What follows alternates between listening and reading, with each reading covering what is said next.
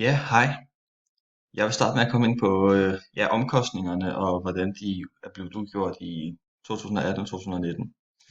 På selve Excel-arket herover, så kan du se, at de variable omkostninger, de som sådan er steget, hvor de er steget med 2,8% i forhold til 18 og så over i 19.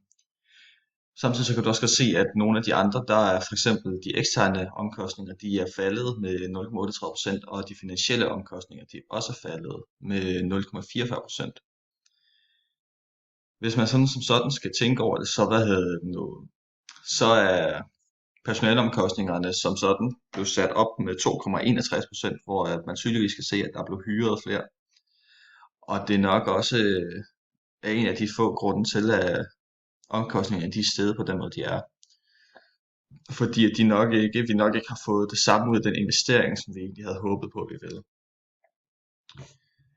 Man kan også se overall, så fra 2018 til 2019, så er det steget med 4,59%. Og det er endnu en gang, hvor de variable omkostninger og de personelle omkostningerne har ikke opfyldt det, vi som sådan har vel håbe.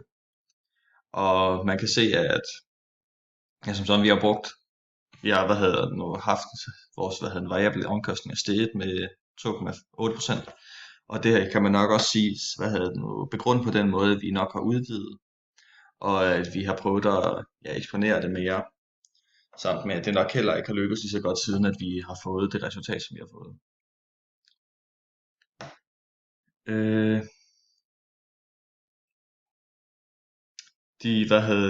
på den måde dækningsgraden den har udgjort det er, man kan se, at fra 2018 til 2019, så er den faktisk faldet med deromkring de 3%.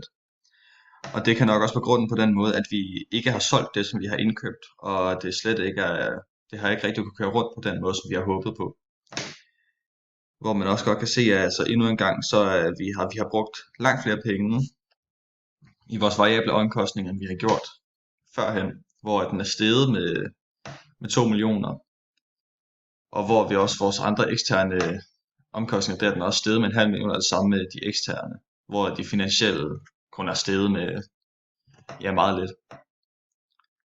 Vores, vores resultat før skat, sådan udgjort i procent, der kan man se, at vores skatten i 2019, den er faldet.